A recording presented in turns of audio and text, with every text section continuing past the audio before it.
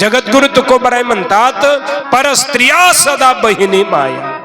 जगाला सांगितलं नाही, जाये तू माते न करी सायास, आणि आम्ही विष्णुदास तैसे न हो.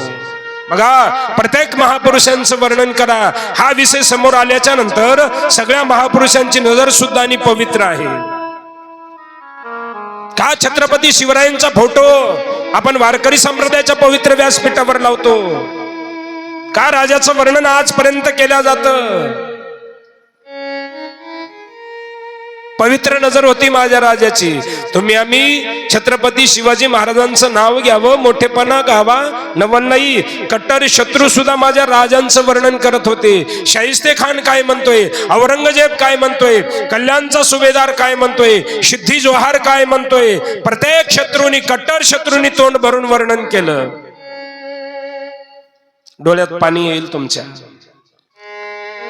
कल्याणचा सुभेदाराचा खजाना लुटत असताना छत्रपती शिवाजी महाराजांच्या एका पापी मावळ्यानं त्या कल्याणच्या सुभेदाराची सून एका पेटाऱ्यामध्ये बंद केली, आणि हा नजराना मी राजाला पेश करणार, अमाप बक्षी देईल राजा मला. स्वर्गातल्या देवांगनेला लाजवेल एवढी लावण्य घन होती त्याची सून. अन्नगडावर कोठडीमध्ये, अंधाऱ्या कोठडीमध्ये बंद केलं. राजे गडावर यायची वाट बघायला लागले.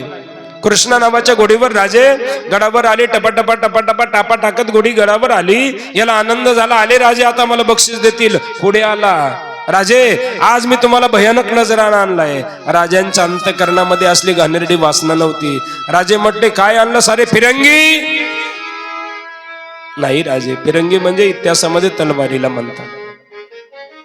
बरछा, चिलखत, भाले नाही. हत्ती, घोडे नाही राजे. मग आणलंच तरी काय? नजराना तसा आहे राजे. या अंधाऱ्या कोठडीमध्ये आहे, तुम्ही तुमच्या नजरेने बघा. असं म्हटल्याबरोबर चर्र झालं माझ्या राजांच्या अंतकरणामध्ये येणं काहीतरी पाप केलंय. त्या अंधाऱ्या कोठडीकडे जसं जसं राजे यायला लागले, स्पंद स्पंद रडण्याचा आवाज यायला लागला. कोठडी उघडली तर एका अंधाऱ्या खोलीमध्ये कंदिलाचा जेवढा उजेड पडावा मायबाप, तेवढा तिच्या लावण्याचा प्रकाश पडला होता. एवढी लावण्य घन होती ती सुभेदाराची सून. डबडबलेल्या आवाजानं म्हणाले छत्रपती शिवराय, अगं ताई, अगं माई, इथपर्यंत येण्यासाठी जर त्रास झाला असेल ना, मी माफी मागतोय राजा म्हणून. त्याच वेळेला बोलवण केली. रात्रीचे 2 वाजले होते. 4,500ची पैठणी त्यावेळेला हनुमान भाऊ 16व्या शतकात आणि सन्मान केला त्या धर्माचा. इस्लाम धर्माची आहे ना, मग आपल्यासारखी खणा नारळानं ओटी नाही भरली. त्यांची जी काही पद्धत असेल बोलवण करण्याची, तसा सन्मान केला. त्या टायमाला 4,500ची पैठणी तिच्या अंगावर घातली बहीण म्हणून. सोन्याच्या चांदीच्या तारा होत्या तिच्या नखीमध्ये. आज 1 कोटीच्या वर तिची किंमत. 16व्या शतकात 4,500 म्हणजे आज कोटीच्या वर जातंय. त्याचं गणित जर लावलं तर मला नाही हिसाब येणार ते. सोनं चांदीच्या तारा होत्या तिच्या नखीमध्ये. एवढी सुंदर पैठणी. पालखी सज्ज करण्यात आली. आदर आतिथ्य केला पत्नींनी. सगळ्या पत्नींनी छत्रपती शिवाजी महाराजांच्या 8 पत्नी होत्या, त्याच्यापैकी 1च वारले होत्या ते प्रसंगामध्ये. 7 जिवंत होत्या. सगळा इतिहास नाही सांगणार आता मी.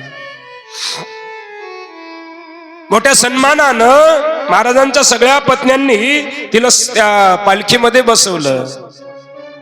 2 सेवक पुढे, 2 सेवक पाठीमाग, 2 स्मशालीवाले पुढे, 2 स्मशालीवाले पाठीमाग. राजाने सांगितलं, सुखरूप सोडा माझ्या ताईला घरी. पालखी थोडं समोर गेली. चित्र डोळ्यासमोर आणा मायबाप. पालखी समोर गेल्याच्या नंतर सर्व झालं माझ्या राजांच्या अंतकरणामध्ये. राजाने आदेश दिला, अरे बाबांनो थांबा. पालखी थांबवली. राजे जवळ आले. पालखीचा पडदा बाजूला केला. पडदा बाजूला केल्याच्या नंतर तिच्या चेहऱ्याकडे पाहिलं. इस्लामाची, मुसलमानाची सून होती दादा. तिच्या चेहऱ्याकडे पाहिलं आणि डबडबलेल्या प्रेमळ आवाजानं राजे म्हणायला लागले, अगं ताई, अगं माई, तुझ्या घरचे विचारतील तुला इथून गेल्याच्या नंतर काय व्यवहार केला त्या छत्रपती शिवाजी राजांनी तुझ्या बरोबर. कसा आहे तो छत्रपती शिवाजी राजा, काय सांगशील माझ्याविषयी.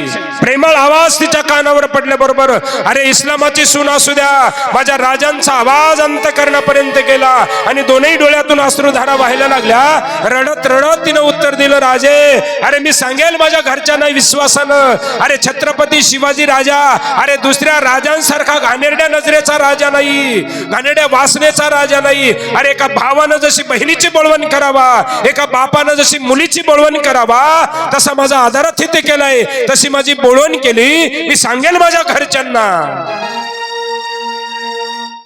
इकडं कल्याणच्या सुभेदारानं त्या वेळेला आधिपत्य होतं आलमगीर औरंगजेबाचं.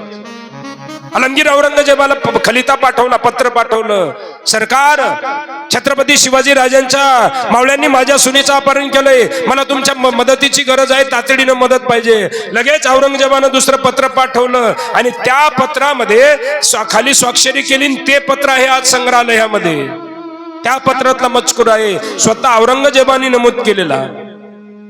सुभेदार जरी छत्रपती शिवाजी महाराजांच्या मावळ्यांना असली घाणेरडी चुकी केली असेल, पण ज्या वेळेला राजाला कळलं अरे दुसऱ्यांच्या मायलेकीचं अपहरण करणारा राजा नाही, आपल्याच धर्माची काय जगामध्ये कुठल्याही धर्माची माय माऊली असू दे तिचा सन्मान करणारा राजा तो म्हणजे छत्रपती शिवाजी राजा.